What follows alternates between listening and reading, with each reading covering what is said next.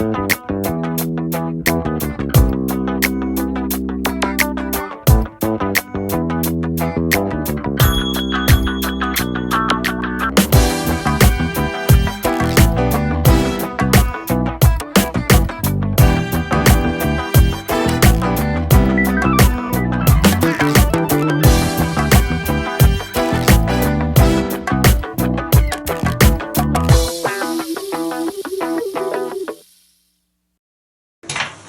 you just got here. Well, he ain't just got here. I've been here.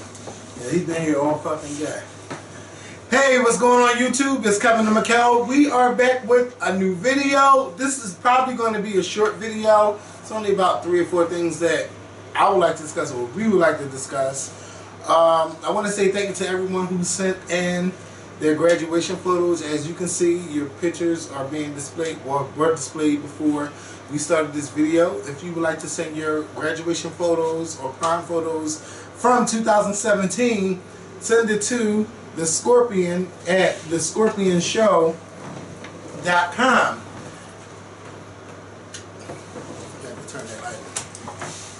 And if you're watching the Scorpion Show for the first time, I hope that you click that subscribe button.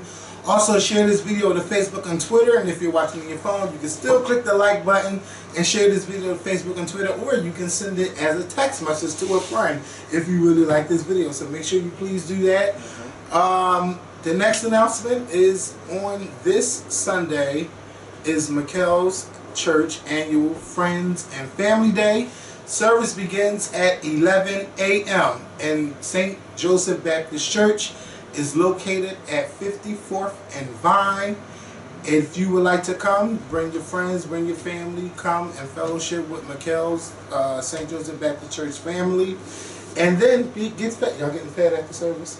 And get fed right on at the service. And this is a big day for Mikkel, so I know you got a lot of running around to do this weekend. Are you ready?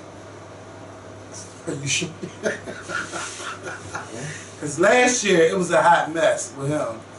But, you know, I'm excited for his church, and I'm happy for his church. And I do hope that if you are a Philadelphian and you are in need of a new church home, come to 54th and Vine. Get your worship on. So we made 3 videos this week. I don't think that people noticed that there was another video up, but we did discuss the BET Awards and the nominations and stuff like that, because I asked today, like, what did y'all want us to talk about? And a lot of people kept saying the BET Awards, BET Awards. Y'all gotta go check that video out. I'm gonna post it up so y'all can see it.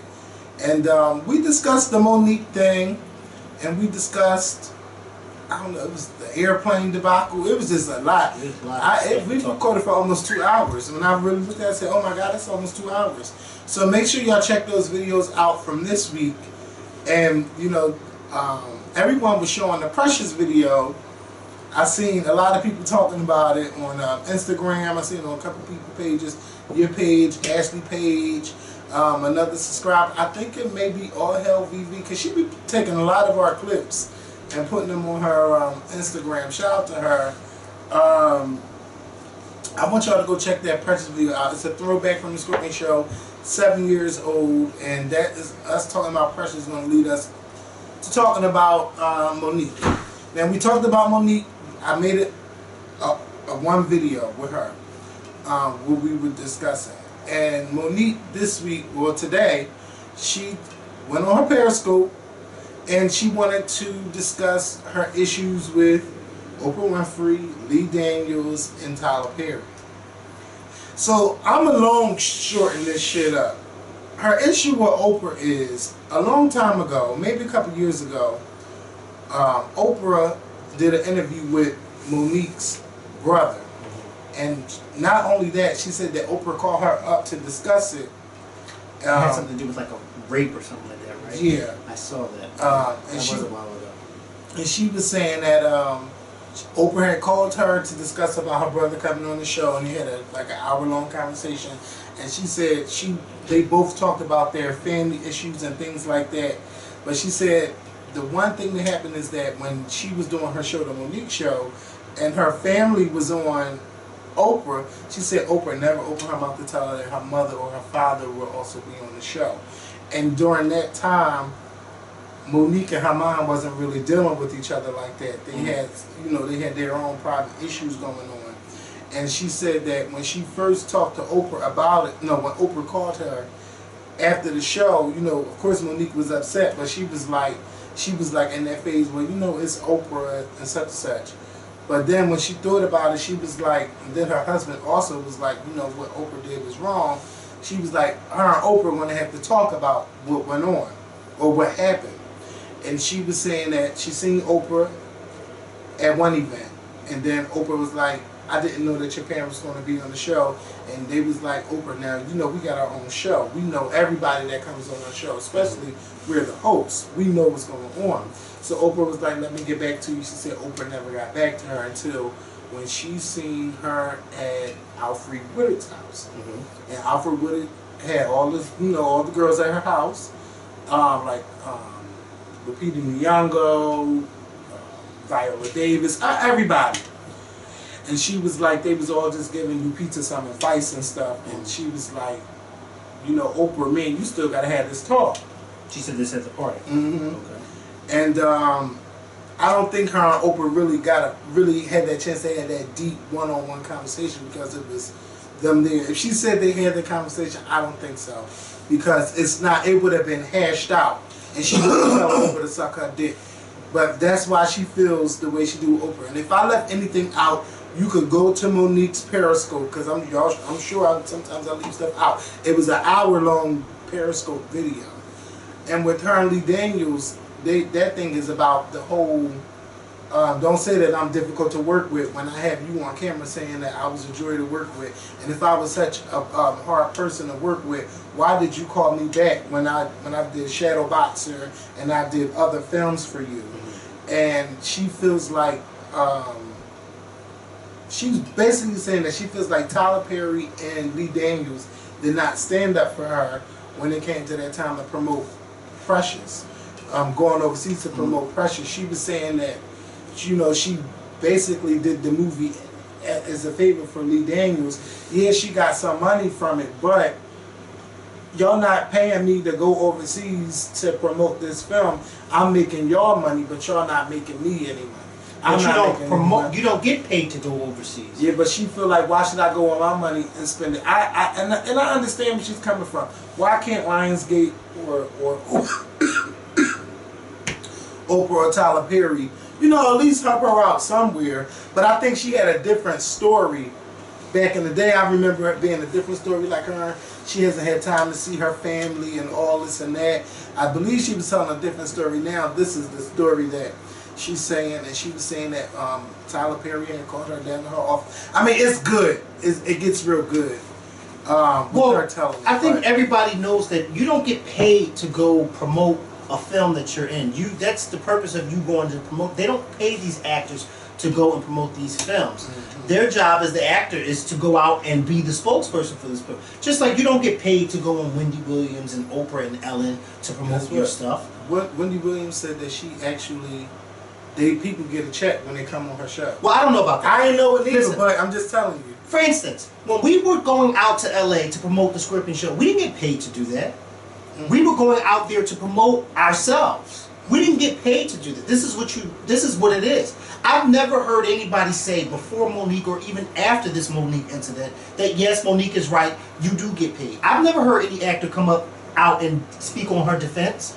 Because basically they're all saying the same thing. We don't get paid to go out and promote this movie. When we go out to these different places, we may get our hotels paid for because we're celebrities. The studio may pay for that and our flights, but we don't get no check to go do this. This is our film that we're promoting. We're promoting it so that people can come and see it.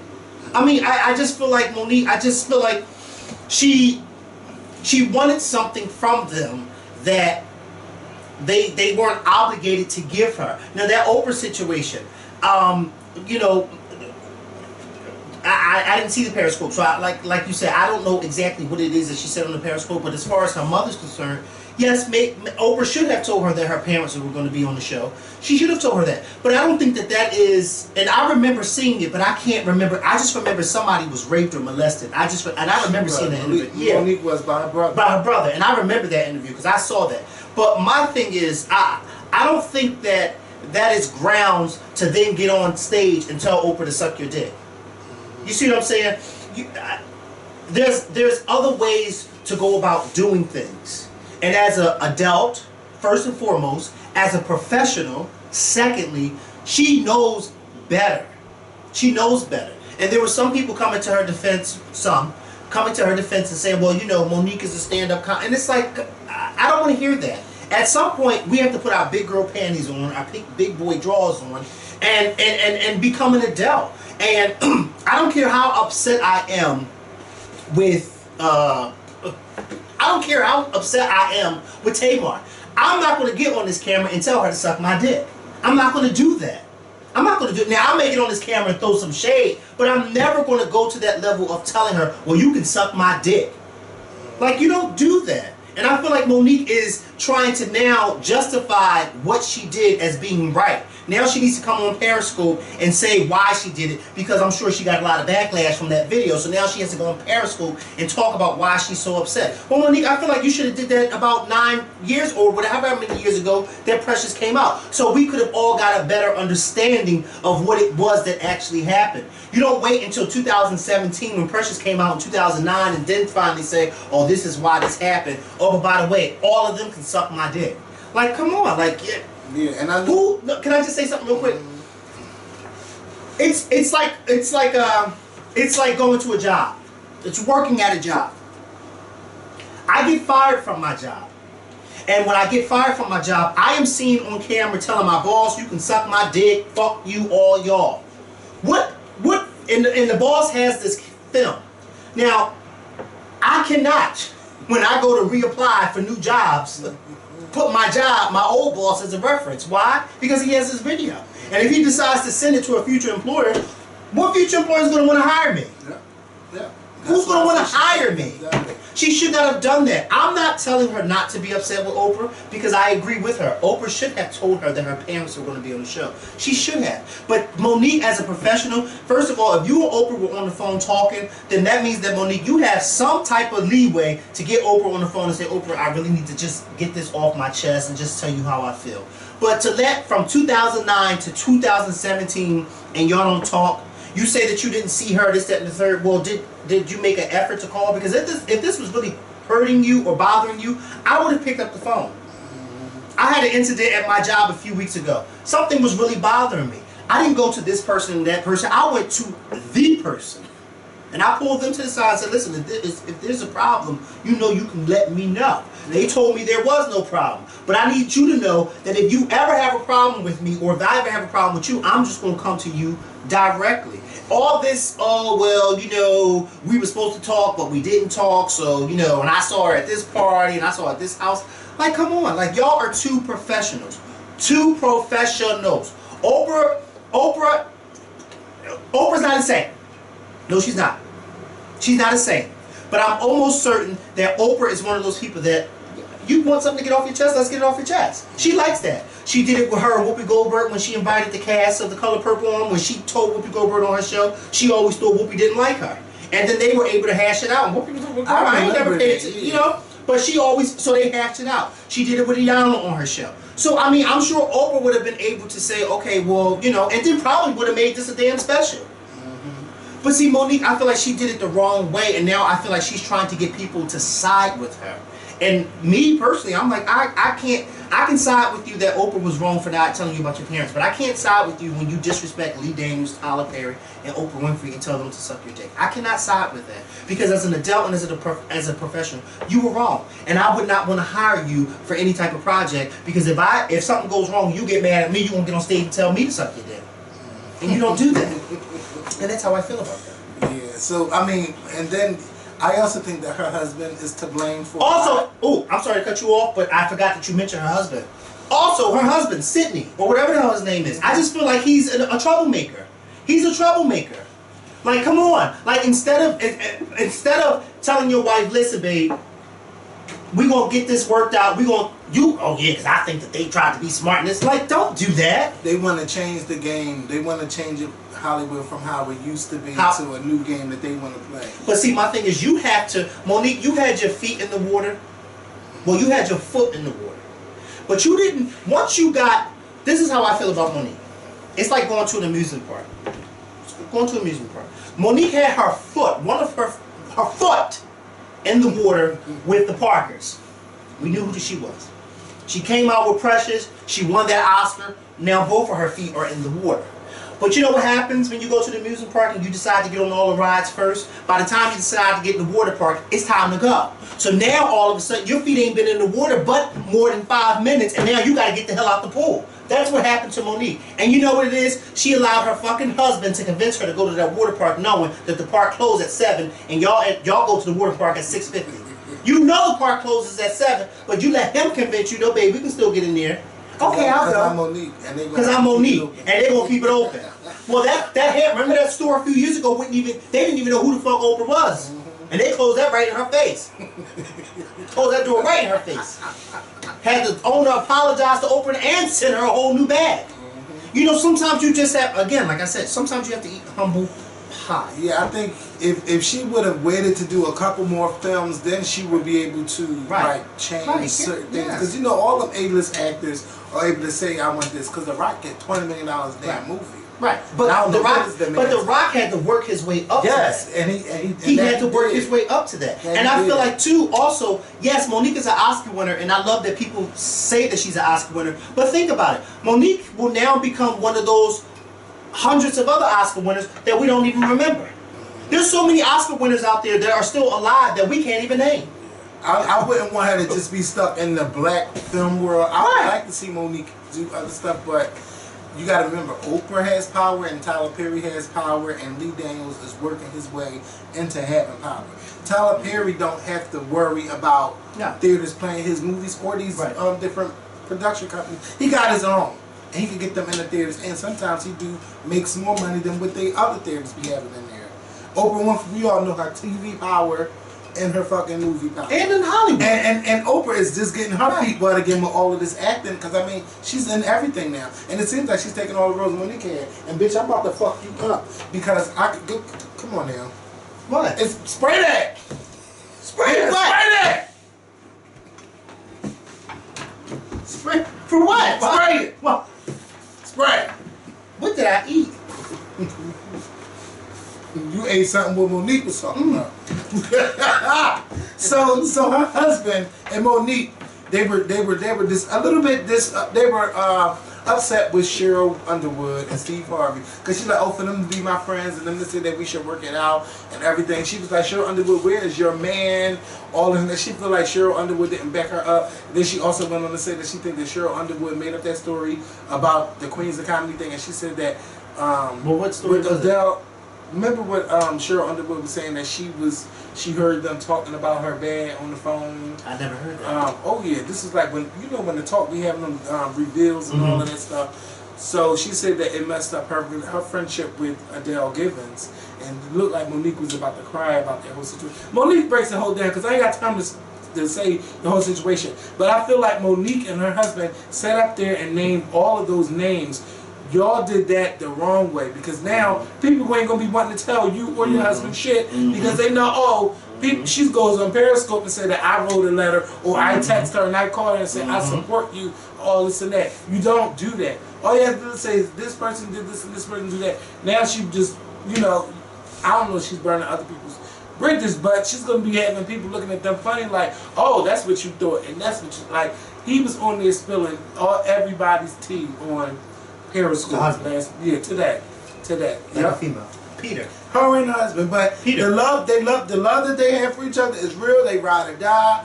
I love all of that, but I feel like when it comes to this Hollywood stuff, y'all can do your own thing, but I feel like keep making these big movie studios are not gonna do it.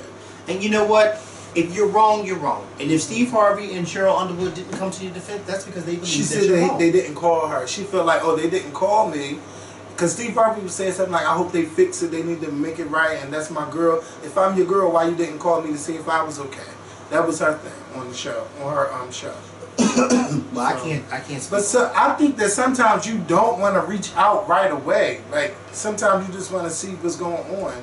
Or but... Or sometimes reach out and, don't take sides, but say, you know. But then she probably would have been like, oh, Steve Harvey called me and said that he support me 100%. Now Oprah would be like, wait a minute, now what's going on? Donald Trump, man. Right. So sometimes some people don't get involved because they don't want their name in the middle of shit. Yeah. I can understand why, because now, look what her husband did. And she like, yeah, Lunell emailed Rodney Perry, and Rodney Perry told me, and then I got Lunell's number, and Lunell called me and told me. Like, you know what's so crazy about all of this? You know what's so crazy about all this? I'm almost certain we're never going to hear nothing from Oprah about this. No. She's Beyonce to the bullshit. Oprah's going to walk past Monique one day like she never even knew who she was. But I think... They're going to say, this Monique. Who?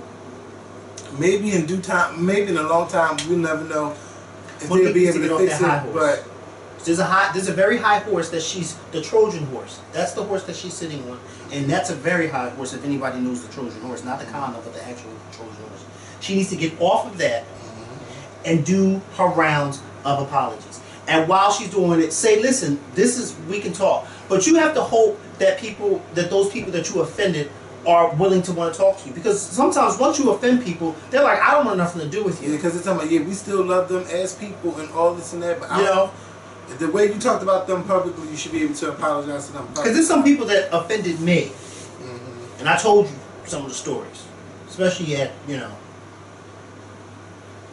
Who? Yeah. Yeah. Listen, I forgive you, but there is no before that day. I can't go back to that day. Because now I look at you with a side eye, and now I'm dealing with you with a long-handed spoon. Because you offended me. Yes, you did apologize. Because you were supposed to apologize. Because you were wrong. But I cannot go back to that with you. I now don't even trust you. You see what I'm saying? And they may feel that way about her. They may not even want to talk to her. They probably be like, yeah, I'll accept your apology, but there's nothing we need to talk about. Because before you got on that stage and said I should suck your dick, you should have been able to say, I really, really need to talk to all y'all. How about all four of us get together and talk? This reminded me of the shit that's going on there with all of this dumb shit that's going on YouTube. If Tyler Perry can fly Whitney Houston's casket on a private jet from California to New Jersey, then he should be able to fly Monique and Oprah and all of them on a private jet to where he's at, and they all sit down and talk about what's going on. See, this is what happens when people don't communicate. There's no transparency. Everybody just blurting out shit. Everybody's just blurting out shit. You saying one, but then again, she's the only one blurting out. They're not saying their side. You know why? Because they all making their coins. They feel like, why do I need to? Lee Daniels has one of the biggest shows on television right now. Tyler Perry, like you said, and Oprah Winfrey is fucking Oprah Winfrey. She really don't give a fuck. She's like, who? What my stocks going over there? Right. Watches. She's trying to figure out what next trip she's going to take or what next person she's going to put on. Yeah. She's not worried about Monique. She's not. And I feel bad for Monique, but that's what happens when you do things like that. I think that her and Oprah should have had that conversation, and like the way they kept it private, like we ain't never hear nothing about Monique and Oprah getting into it at Alfred Woodard's house. Everybody kept their mouth shut because that's what you're supposed to do. And I just feel like they should have hashed that out and worked on that by now. That should have been worked out. And whatever happened with the Precious thing, I think Lee Daniels was right when he said that Monique didn't play the game and they didn't want to mess with her. It's all about the game and how you play it. You gotta be smart. And to me, I feel like Monique's husband, as much as she loves him and rides for him, he's not the best manager for her. No. And I don't know what she's gonna do now. But she's gonna, I don't know. I still gonna, whatever Monique's in, I'm gonna watch because I love her. I love her work. I love her comedy. Like Monique, she's everything to me. And I loved her on, you can't say you ain't love Monique on the Parkers. And you damn sure can't say you ain't love Monique in Queens of Comedy. That's what really made me like her and some more. But, and I hope that maybe Monique and Adele Givens can fix their relationship. I really hope so. Apparently Monique has an issue with just people. Well, I mean, she may be the common denominator. She got an issue with this person. She got an issue with this person. She's telling this person's business. She got an issue with this. It might just be her. Yeah. It might. Lee Daniels probably was telling the truth when he said she was difficult. And no, everybody's not going to say you're difficult on camera. They're not going to say it. They're going to say it behind closed doors. You know what I mean? Maybe she is difficult. I mean, come on. My mom used to always say all these teachers from all these different schools can't possibly be lying on you. Because every time you go to a different school, all the teachers are saying the same damn thing. What, are you telling me they all know each other? That's what my mom used to say to me. And I used to always be like, well, you know, maybe they do. And then I got older and realized, no, they don't. It's me. Hello? I just realized you recorded in this green shirt. I can't even do the green screen. Oh, sorry. It's okay. It's okay. I'm sorry. Okay, so we offer Monique. Drop your comments down below. I mean, because I ain't see nobody saying nothing wrong with Monique was saying. I ain't see nobody say, Monique, girl, you wrong. Why you doing this? I'm just like, why are they telling everybody who called them? Because then I would look, that would be crazy. Because let me find out somebody was writing somebody that I can't stand on YouTube supporting them. I'm going to look at you all and they say, yeah, this person told me to keep on going. What? Hold up. Yeah, I'm going to go off. So this Romper situation. I don't care about the Romper thing. Everybody has been talking about it. And I've seen, I mean, you can't go past, what's wrong? Can you wear a romper? Can you wear one, bitch? No. All right. But I mean, they wearing them in the jail. Everybody wear, I don't wear no onesie. I think it comes to a point where you be too old for a onesie. But listen, if I had the body for it, I already got the legs when I got lotion on them. But what about the feet? We're going to talk about the feet, Lord. But if I had the body for it, yeah, I would wear it. I just don't understand why it's such a big thing. And the people that I've seen, like the men that I have seen in them, they look great. They look great. Like with the floral designs and all different kind of designs. But there's this company that's going to be called Romphim, and they wanted $10,000 for a Kickstarter, and they ended up making over $250,000, and they still got 28 more days to go. So I think it's a good thing, and you know, it's just the only thing I don't like is everybody be talking about, oh, this gay, that gay. Men can wear whatever the fuck they want to wear. Yes, they can. People should be able to wear whatever they want to feel, and especially if you have the body for it and it looks nice on you, then I say go ahead and wear it. I just don't understand why everybody's going off about the romper thing. And every post on Facebook, bitch, every 2-3 posts, romper this and romper that, and oh, the romper's already been out. Everybody been wearing onesies. Your man probably in jail wearing one right now. Oh my God, romp that. If anything, never mind. Do you care about the romper? You gonna wear one? Maybe in 2045? You gonna wear a romper? I just don't understand the I can't wait fascination. until they stop talking about it. Yeah, I'm done with it. Times Square. Today was a fiasco in Times Square with a man who drove several blocks and then to a crowd of people while he had people on top of his car in Times Square. He was drunk, and he's had multiple DUIs before, and he killed one 18-year-old girl and injured 22 other people. And I'm going to ask this question. Why is it that someone with so many DUIs, why are they out? Why are they able to drive a car if history shows that they have been a person with so many DUIs? Well, see, you can take, and I agree 100% with you, but you can take someone and suspend their license and do all of that, but that doesn't stop them from getting behind the wheel of a car. Yeah, that's true. It doesn't. Because people be driving illegally all the time. Yeah, it doesn't. You know, I think that there's probably more illegal drivers on the roads than there are legal. Because people don't care. They just don't care. And I feel like after the third DUI, it's kind of like, no, you can't drive in the state no more. Right. Or something like that. Yeah, you shouldn't even be allowed to drive for the next 2 years. Or for how many DUIs you have for the next 3 years. I mean, there's no... And then I saw on the news one day, this guy had been arrested because he had hit somebody, and he had 12 DUIs. Yes, the guy from New Jersey? Yes. Yes. 12 DUIs. Is it DUI? Well, DWI, DUI, yeah, driving under influence. But for some odd reason, I'm saying DUI, but in my brain it sounds like I'm hearing DEI. I don't know why. Sometimes I see DWI. Just don't say DIE, okay? DEI. Or STD. Oh! Girl! You have STD, huh? A DUI? Yeah. You got DUI, STD? It's like, no. Anyway. Yeah, but they were saying that it was no terrorism involved, because I know a lot of people have been scared because you've been hearing these attacks with people driving trucks or riding cars and running over college students and running over people in crowded places like in France, Nice, France, and I can't remember where else it recently happened. But I know one was here in, like, not here in Pennsylvania, Cleveland, Ohio. Like, people just going crazy with this kind of stuff. But I'm glad there was no terror involved. But I'm unfortunately, someone lost their lives and a lot of people were hurt. And one of the ladies that was on CNN, she said the car just kept going. And she said there was no screeching involved. It just crashed, and that's when it stopped. He was drunk. Yeah. So usually that's what they do. They don't stop until they hit something. Which is horrible. And we've been hearing about a lot of people just with drunk driving, or they just hit you and keep on going. Especially on Roosevelt Boulevard. If you ever come to Philly, if you drive on Roosevelt Boulevard, please be careful. I took Roosevelt Boulevard last weekend to go to Cracker Barrel.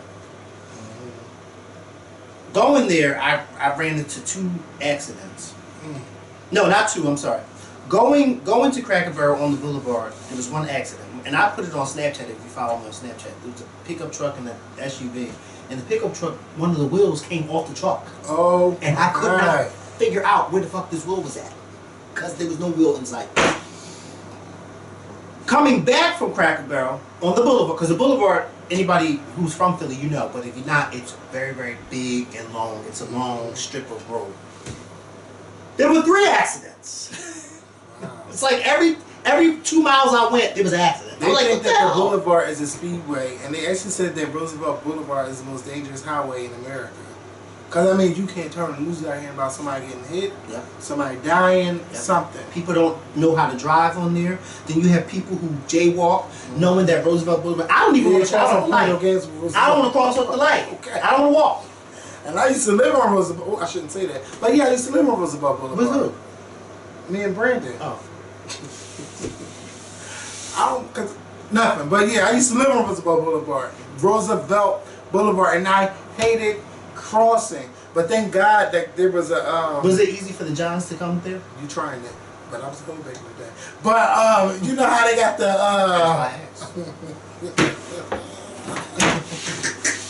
Somewhere I can own it, bitch. Hey. Own it.